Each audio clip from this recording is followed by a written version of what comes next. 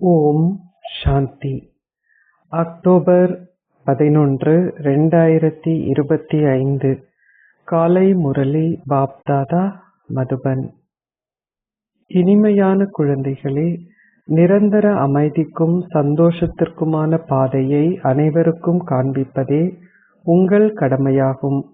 அமைதி நிறைந்தவராக இருந்து அனைவருக்கும் அமைதியின் வெகுமதியை கொடுங்கள்.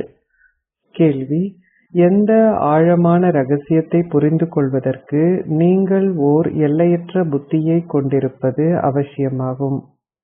பதில்: நாடகத்தின் காட்சிகள் அவற்றுக்குரிய நேரத்தில் நடிக்கப்படும். நாடகத்திற்கு மிக சரியான ஆயுட்காலம் உள்ளது. தந்தையும் அவருக்குரிய மிக சரியான நேரத்தில் வருகின்றார். இதில் ஒரு வினாடி வித்தியாசம் கூட இருக்க முடியாது. மிக சரியாக 5000 வருடங்களுக்கு பின்னர் தந்தை வந்து இவரில் பிரவேசிக்கின்றார். இந்த ஆழமான ரகசியத்தை புரிந்து கொள்வதற்கு உங்களுக்கு ஓர் எல்லையற்ற புத்தி தேவை.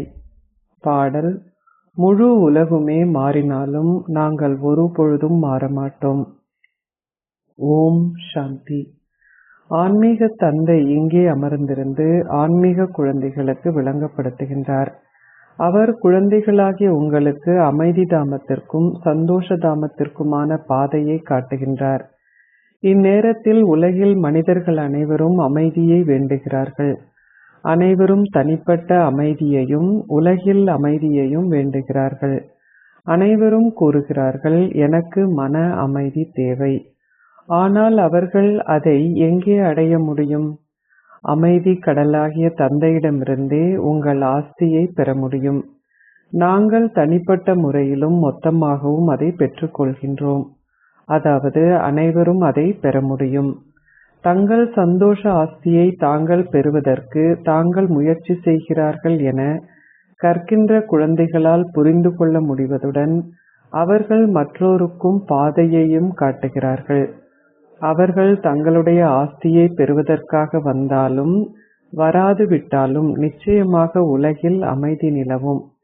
குழந்தைகள் அனைவருக்கும் அமைதியை கொடுப்பதே குழந்தைகளாகிய உங்களின் கடமையாகும்.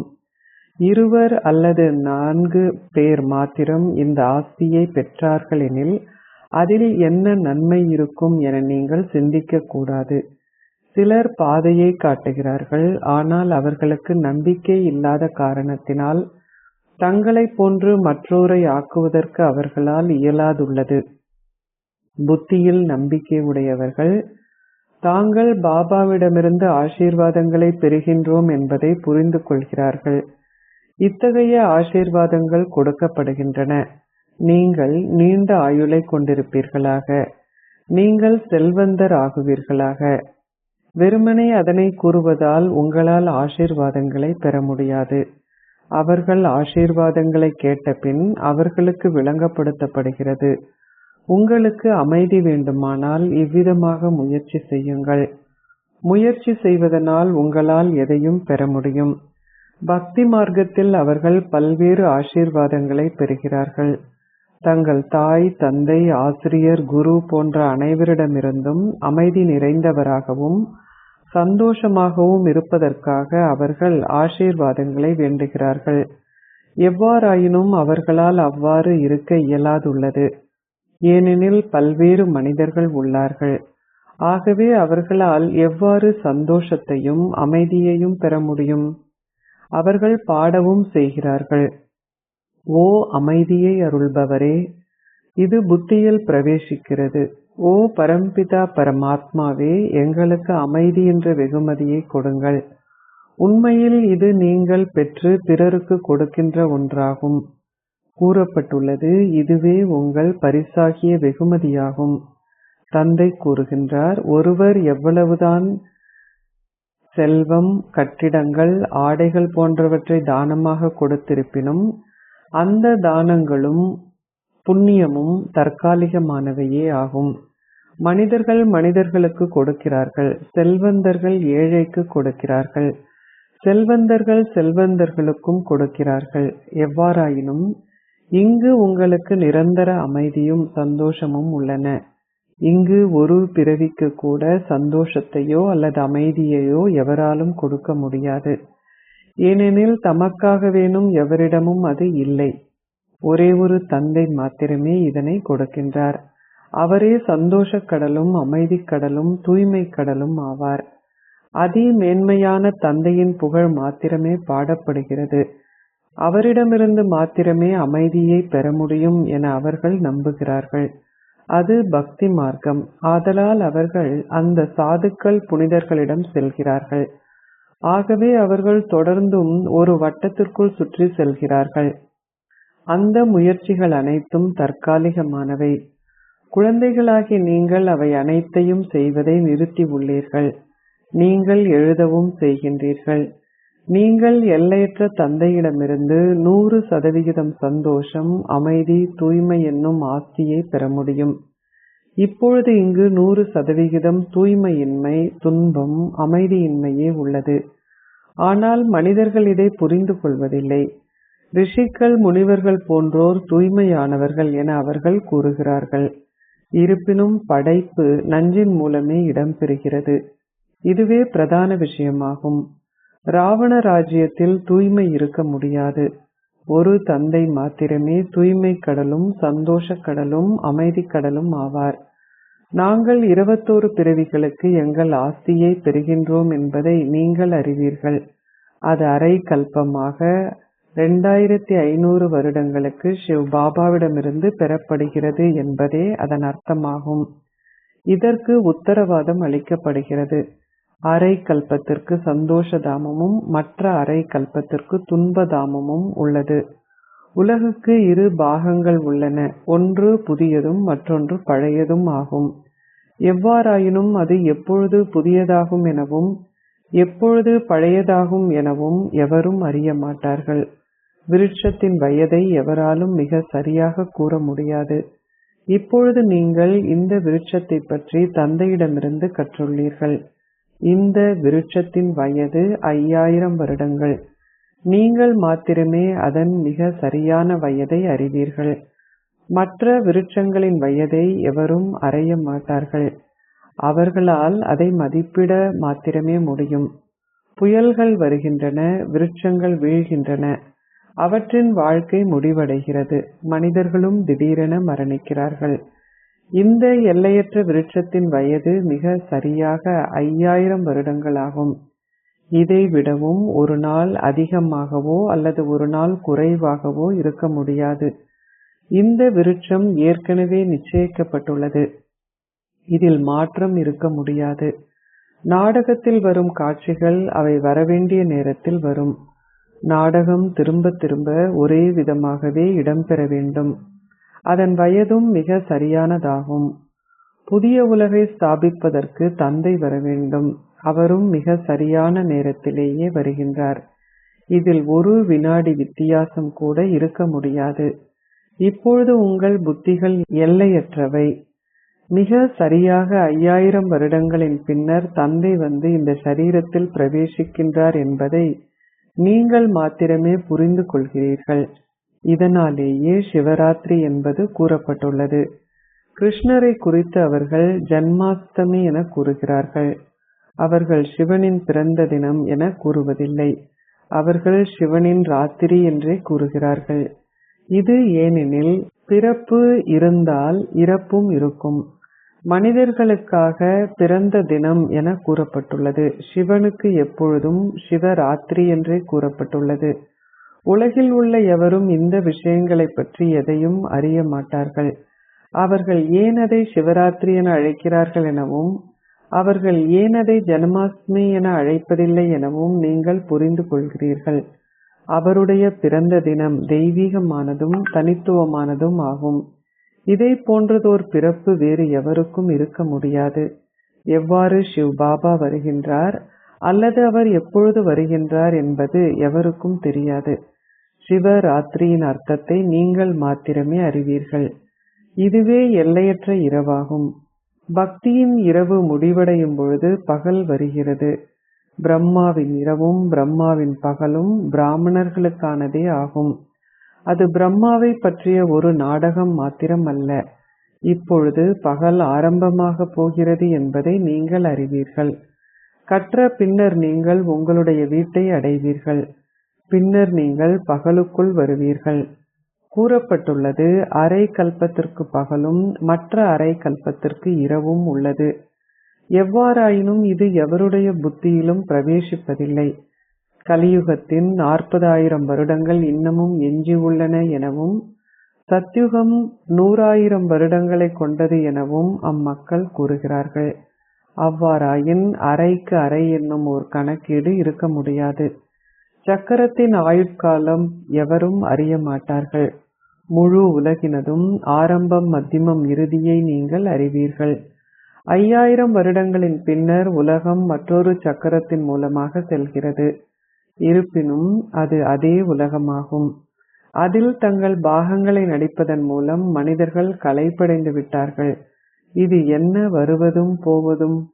அது வருவதும் போவதுமான 8.4 மில்லியன் பிறவிகளை பற்றியது எனின் என்ன நடக்கும் என்பதை யார் அறிவார்கள்? அறியாமை காரணமாக அவர்கள் சக்கரத்தின் ஆயுட்காலத்தை நீடித்து விட்டார்கள். இப்பொழுது குழந்தைகளாகிய நீங்கள் தனிப்பட்ட முறையில் தந்தையுடன் கற்கின்றீர்கள். அவருக்கு முன்னால் நடைமுறை ரீதியில் நீங்கள் அமர்ந்திருக்கின்றீர்கள் என்பதை நீங்கள் உள்ளூர உணர்கின்றீர்கள். நிச்சயமாக மேன்மையான சங்கம யுகம் வரவேண்டும்.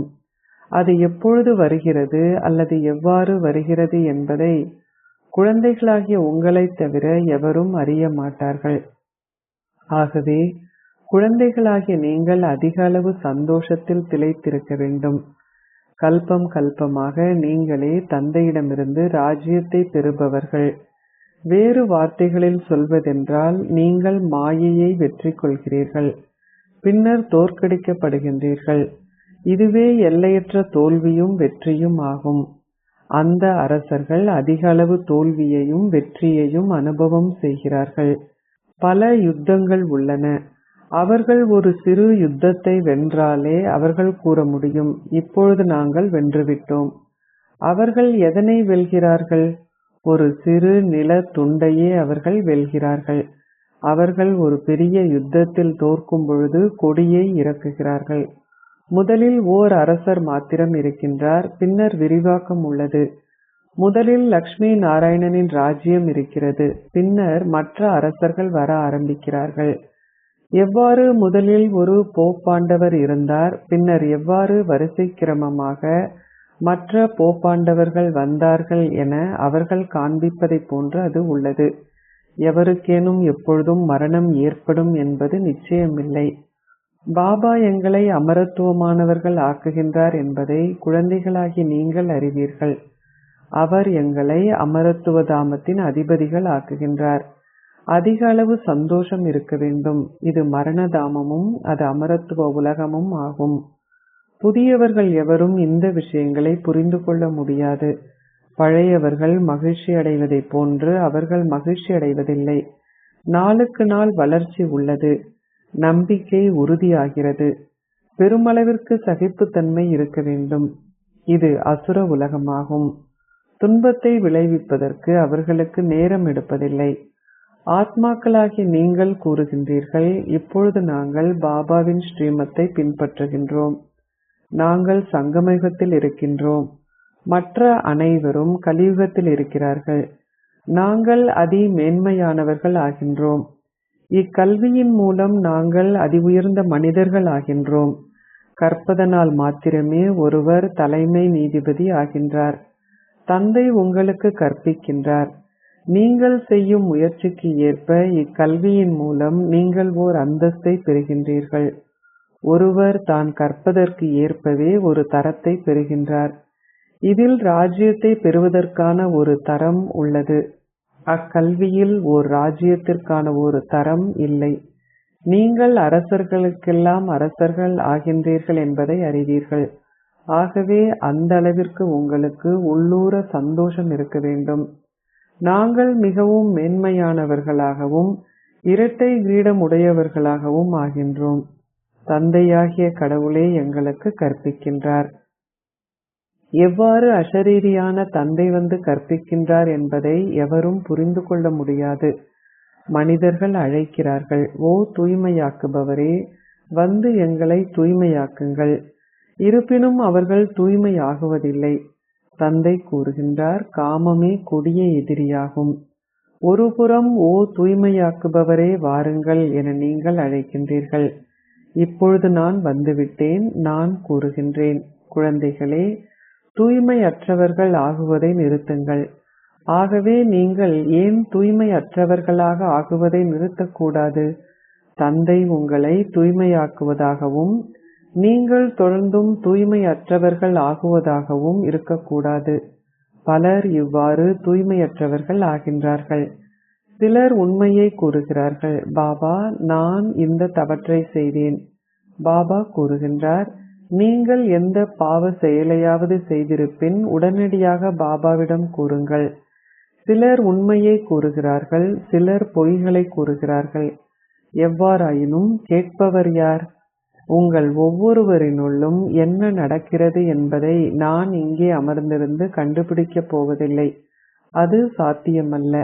நான் ஆலோசனை கொடுப்பதற்கு மாத்திரமே வருகின்றேன். நீங்கள் தூய்மையாகாது விட்டால் அது உங்களுக்கே இழப்பை ஏற்படுத்துகிறது. தூய்மையாக முயற்சி செய்த பின்னர் தூய்மையற்றவர்கள் ஆகினால் நீங்கள் சம்பாதித்துள்ள வருமானம் அழிக்கப்படும். நீங்கள் தூய்மையற்றவர்கள் என நீங்கள் வெட்கப்படுவீர்கள். அந்த சமயத்தில் மற்றோரை தூய்மையாகுமாறு எவ்வாறு உங்களால் கூற முடியும்? நீங்கள் எந்த அளவிற்கு கட்டளைகளுக்கு கீழ்ப்படியாமல் இருந்தீர்கள் என உங்கள் மனசாட்சி உங்களை உள்ளூர உறுத்தும். இங்கு நீங்கள் தந்தைக்கு ஒரு நேரடி சத்தியம் செய்கின்றீர்கள். பாபா எங்களை சந்தோஷ தாமத்தினதும் அமைதி தாமத்தினதும் அதிபதிகள் ஆக்குகின்றார் என்பதை நீங்கள் அறிவீர்கள். அவர் உங்கள் முன் பிரசன்னமாக இருக்கின்றார். நாங்கள் அவரின் முன்னிலையில் தனிப்பட்ட முறையில் அமர்ந்திருக்கின்றோம். இவரிடம் முன்னர் இந்த ஞானம் இருக்கவும் இல்லை. அவர் அதை ஒரு குருவிடமிருந்து பெறவும் இல்லை. அவருக்கு ஒரு குரு இருந்திருப்பின் அந்த ஒரு குரு ஒருவருக்கு மாத்திரமே இந்த ஞானத்தை கொடுத்திருப்பாரா? குருமார்களின் பல சிஷ்யர்கள் உள்ளார்கள். ஒருவர் மாத்திரம் இருக்க மாட்டார். இந்த விஷயங்கள் புரிந்து கொள்ளப்பட வேண்டும். ஒரே ஒரு சத்குரு மாத்திரமே இருக்கின்றார். அவரே எங்களுக்கு பாதையை காட்டுகின்றார். பின்னர் நாங்கள் அதை மற்றோருக்கு காண்பிக்கின்றோம். தந்தையை நினைவு செய்யுமாறு நீங்கள் அனைவரிடம் கூறுகின்றீர்கள். அவ்வளவுதான். அதி மேலான தந்தையை நினைவு செய்வதனால் நீங்கள் ஒரு மேன்மையான அந்தஸ்தை பெறுவீர்கள். நீங்கள் அரசர்களுக்கெல்லாம் அரசர்கள் ஆகின்றீர்கள். உங்களிடம் கணக்கிட முடியாத செல்வம் இருக்கும். நீங்கள் உங்கள் புத்தியை நிரப்புகின்றீர்கள். பாபா எங்கள் புத்தியை அதிக அளவிற்கு நிரப்புகின்றார் என்பதை நீங்கள் அறிவீர்கள். குபேரனிடம் பெருமளவு செல்வம் இருந்தது என கூறப்பட்டுள்ளது. உண்மையில் நீங்கள் ஒவ்வொருவரும் குபேரர்கள் ஆவீர்கள். நீங்கள் சொர்க்கமென்ற ரூபத்தில் பொக்கிஷங்களை பெறுகின்றீர்கள். நண்பனாகிய கடவுளின் கதை உள்ளது. அவர் முதலில் சந்திப்பவர்களுக்கு எல்லாம் ஒரு நாள் ராஜ்யத்தை கொடுப்பது வழக்கம். இந்த விஷயங்கள் அனைத்தும் உதாரணங்களாகும். அல்லாஹ் என்றால் தந்தையாவார். அவரே முதல் தர்மத்தை படைப்பவராவார். உங்களுக்கு காட்சிகள் கிடைத்திருந்தன. நீங்கள் உண்மையில் யோக சக்தி மூலம் உலக ராஜ்யத்தை பெறுகின்றீர்கள் என்பதை அறிவீர்கள். அச்சா, இனிமையிலும் இனிமையான அன்பிற்குரிய, எப்பொழுதோ காணாமல் சென்று இப்பொழுது கண்டெடுக்கப்பட்டிருக்கும் குழந்தைகளுக்கு உங்கள் தந்தை தாயாக இருக்கும் பாப் தாதாவின் அன்பும் நினைவுகளும் காலை வந்தனங்களும். ஆன்மீக தந்தை ஆன்மீக குழந்தைகளுக்கு நமஸ்தே கூறுகின்றார். ஆன்மீக குழந்தைகள் ஆன்மீக தந்தைக்கு நமஸ்தே கூறுகின்றோம். தாரணைக்குரிய சாரம் 1. இந்த அசுர உலகில் நீங்கள் மிக மிக சகிப்புத்தன்மை உடையவராக வேண்டும். ஒருவர் உங்களை அவதூறு செய்தாலோ அல்லது உங்களை சந்தோஷமற்றவர் ஆக்கினாலோ நீங்கள் அதை சகித்து கொள்ள வேண்டும். ஒருபொழுதும் தந்தையின் ஸ்ரீமத்தை பின்பற்றுவதை நிறுத்திவிடாதீர்கள். 2. தந்தை உங்களுக்கு தூய்மை ஆகுவதற்குரிய ஒரு நேரடி கட்டளையை கொடுத்துள்ளார். ஆகவே என்றுமே தூய்மையற்றவர் ஆகாதீர்கள். நீங்கள் ஒரு பாவத்தை செய்தால் அதை மறைக்காதீர்கள். ஆசீர்வாதம். ஒரே ஒருவருக்கு சொந்தமாகவும் சிக்கனமாகவும் இருக்கும் பாடத்தை கற்றுக்கொள்வதன் மூலம் எந்த ஒரு குழப்பத்திலும் ஆடி அசைக்க முடியாதவர் ஆகுவீர்களாக. இந்த காலத்திற்கு ஏற்ப எங்கும் அமைதியின்மை மற்றும் குழப்பத்தின் சூழல் அதிகரித்து வருகிறது. இத்தகைய நேரத்தில் ஆட்டி அசைக்க முடியாதவர் ஆகுவதற்கு உங்களின் புத்தியின் இணைப்பை தெளிவாக வைத்துக் கொள்ளுங்கள். இதற்கு உங்களுக்கு நேரத்திற்கேற்ப தொடுகை மற்றும் பிடித்துக்கொள்ளும் சக்திகள் தேவை. இவற்றை அதிகரிப்பதற்கு நீங்கள் ஒரே ஒருவருக்கு சொந்தமாகவும் சிக்கனமாகவும் இருக்க வேண்டும். ஒரே ஒருவருக்கு சொந்தமானவர்கள் சிக்கனமாக இருப்பார்கள். அவர்களுக்கு தெளிவான இணைப்பு இருப்பதுடன் அவர்களால் பாப்தாதாவின் வழிகாட்டல்களை இலகுவாக பிடித்துக்கொள்ளக்கூடியதாகவும் இருக்கும். எந்த ஒரு குழப்பத்தின் மத்தியிலும் அவர்கள் ஆட்டி அசைக்க முடியாதவர்களாக இருப்பார்கள். ஸ்லோகம்: எந்த ஒரு புற ஆசைகளை அல்லது சூட்சுமமான ஆசைகளையும் துறந்து விடுங்கள். உங்களால் எந்த ஒரு சூழ்நிலைக்கும் முகம் கொடுக்க முடியும்.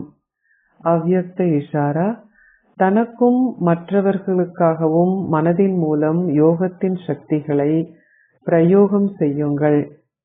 பரிசோதனை செய்யுங்கள். இப்பொழுது உங்களின் மனதின் தரத்தை அதிகரியுங்கள். தரம் வாய்ந்த ஆத்மாக்கள் உங்களுக்கு நெருக்கமாக வருவார்கள். இதன் மூலம் உங்களுக்கும் மற்றவர்களுக்கும் இரட்டிப்பு சேவை இடம்பெறும். உங்களுக்காக நீங்கள் வேறாக எதையும் செய்ய வேண்டியதில்லை. வெகுமதியை பெற்றுள்ள ஸ்திதியை நீங்கள் அனுபவம் செய்வீர்கள். தற்சமயத்திற்கான மேன்மையான வெகுமதி என்னவென்றால் சகல பேறுகளாலும் சதா நிரம்பி இருப்பதுடன் மற்றவர்களையும் நிறைந்திருக்கச் செய்வதே ஆகும். ஓம் சாந்தி.